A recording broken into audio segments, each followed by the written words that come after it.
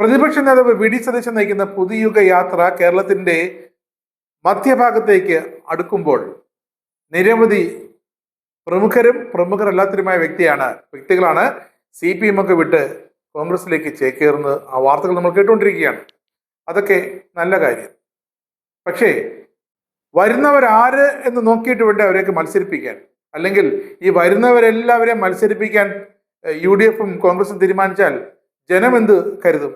ഈ വരുന്നവരെല്ലാം വരുന്ന നിയമസഭാ തെരഞ്ഞെടുപ്പിൽ സീറ്റ് മോഹിച്ചാണ് കോൺഗ്രസിലേക്ക് വരുന്നത്. സീറ്റ് കിട്ടിയില്ലെങ്കിൽ അവർ തിരിച്ചു പോകും, തോറ്റാൽ അവർ തിരിച്ചു പോകും. അതല്ലേ എൻ്റെ അർത്ഥം. എനിക്ക് തോന്നിയത് അങ്ങനെയാണ്. ഏറ്റവും പുതിയ ഉദാഹരണം, മലമ്പുഴ മണ്ഡലത്തിൽ VS അച്യുതാനന്ദന്റെ മകൻ അരുൺകുമാർ മത്സരിക്കുമെന്നാണ് ഇപ്പോൾ കേൾക്കുന്നത്. അങ്ങനെയാണെങ്കിൽ ഏറെ കൊട്ടിഘോഷിച്ച് കോൺഗ്രസ് പാളയത്തിലേക്ക് വന്നുകൊണ്ടിരിക്കുന്ന VSന്റെ മുൻ PA A സുരേഷ് മലമ്പുഴയിൽ മത്സരിപ്പിക്കും എന്നാണ് ഇപ്പോൾ വരുന്ന വാർത്തകൾ. പക്ഷേ സുരേഷ് അങ്ങനെയാണെങ്കിൽ അരുൺകുമാർ ഉണ്ടെങ്കിൽ താൻ മത്സരിക്കില്ലെന്നൊരു മുന്നറിയിപ്പ് സുരേഷ് ഇപ്പോൾ നൽകിയിട്ടുണ്ട്. മലമ്പുഴയിൽ അരുൺകുമാർ മത്സരിക്കാനെത്തിയാൽ തീരുമാനത്തിൽ താൻ പുനർചിന്തനം നടത്തുമെന്നാണ് ഇപ്പോൾ സുരേഷ് പറയുന്നത്. തെരഞ്ഞെടുപ്പിന് ശേഷം എന്ത് സംഭവിക്കുമെന്നതിൽ ആശങ്കയുണ്ട്. പക്ഷെ മലമ്പുഴയിൽ തോറ്റാലും പ്രശ്നമില്ലെന്ന് സുരേഷ് പറയുന്നു. അപ്പോൾ തോറ്റാലും പ്രശ്നമില്ല എന്ന് പറയുന്ന ഒരു സ്ഥാനാർത്ഥിയാണ് UDF സ്വന്തം നിർത്തുന്നത്. കോൺഗ്രസിന്റെ സ്വന്തം സ്ഥാനാർത്ഥി മലമ്പുഴയിൽ തോറ്റാലും പ്രശ്നമില്ല എന്ന് പറയുന്ന ആളാണോ? എന്താ, ഇതുവരെ രാഷ്ട്രീയത്തിൽ ഇറങ്ങാൻ കഴിയാത്തൊരു വ്യക്തിയാണ് VS അച്യുതാനന്ദന്റെ മകൻ അരുൺകുമാർ. അരുൺകുമാറിന് ഇത് കന്നി മത്സരമാകും മത്സരിക്കുകയാണെങ്കിൽ. അപ്പോൾ അരുൺകുമാർ ജയിക്കുമെന്നാണോ സുരേഷ് ഉദ്ദേശിച്ചത്?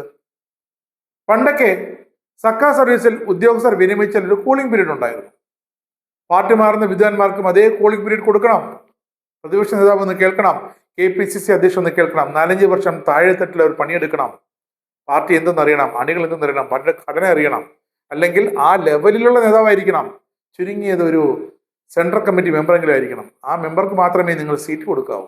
അല്ലെങ്കിൽ ജനങ്ങൾ അത്ര കണ്ട് ഇഷ്ടപ്പെടുന്ന, ജനങ്ങൾ അത്ര കണ്ട് രാഷ്ട്രീയ പ്രതിഭാസമായി ആരാധിക്കുന്ന ഒരു വ്യക്തി ആയിരിക്കണം കോൺഗ്രസിലേക്ക് ചേക്കേറുന്ന ആ വ്യക്തി. അദ്ദേഹത്തിന് മാത്രമേ സീറ്റിന് അർഹതയുണ്ടാവൂ. ഇന്ത്യൻ രാഷ്ട്രീയത്തിലെ അശ്ലീലമാണ് സീറ്റ് മോഹിച്ചുള്ള ഈ പാർട്ടി മാറ്റമെന്ന് തുറന്നു പറയേണ്ടി വരും. 99.9% കൊതിക്കെറിവെന്നും പറയാം. ആശയപരമായ വ്യത്യാസമുണ്ടെങ്കിൽ പാർട്ടി മാറി ആശയപ്രചരണം നടത്തി തൻ്റെ യഥാർത്ഥ ലക്ഷ്യം തെളിയിക്കുകയാണ് ആ പുതുമുഖം ചെയ്യേണ്ടത്.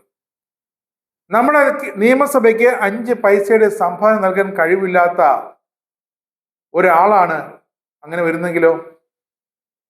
ഇപ്പോൾ കോൺഗ്രസിന്റെ സ്ഥാനാർത്ഥിയാകുമെന്ന് കേൾക്കുന്ന പലരും ആ 5 പൈസ പോലും ഒരു ഗുണം ചെയ്യാൻ കഴിവില്ലാത്തവരാണ്. രാഷ്ട്രീയ പ്രവർത്തനമൊക്കെ ഓക്കെയാണ്. സാംസ്കാരിക പ്രവർത്തകർക്ക് സീറ്റ് നൽകുന്ന നിലവിൽ തന്നെ മുട്ടിലിഴയുന്ന ഗതികേട് കൊണ്ടാണ്.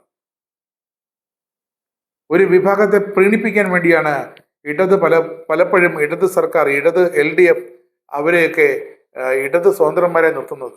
സാംസ്കാരിക നായകന്മാർ UDFൽ അവർക്ക് പിടിച്ചു നിൽക്കാൻ വലിയ ബുദ്ധിമുട്ടാണ്. ആര് ഭരിച്ചാലും ജനങ്ങൾക്ക് വേണ്ടി ജാഗ്രത പുലർത്തേണ്ടതും സർക്കാരിനെ തിരുത്തേണ്ടതും ഈ സാംസ്കാരിക നായകന്മാരാണ്. അവർ പക്ഷം പിടിക്കുന്നത് ശരിയാണോ എന്ന് UDF നേതൃത്വം ചിന്തിക്കണം.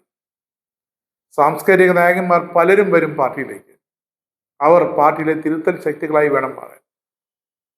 അടുത്തിടെ പല സാംസ്കാരിക നായകന്മാരും ഇടത് സർക്കാർ 3-ാം ടൈം വരേണ്ട കാര്യമില്ല, പ്രതിപക്ഷത്തിരിക്കണം, പ്രതിപക്ഷം ഭരണപക്ഷത്തിരിക്കണം എന്നൊക്കെ കവി സച്ചിദാനന്ദ അടക്കമുള്ളത് പറഞ്ഞു കേട്ടല്ലോ.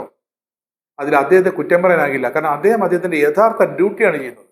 സാംസ്കാരിക വ്യക്തിത്വമാണ്. നായകൻ എന്ന് പറയുന്നില്ല, സാംസ്കാരിക വ്യക്തിത്വമാണ്.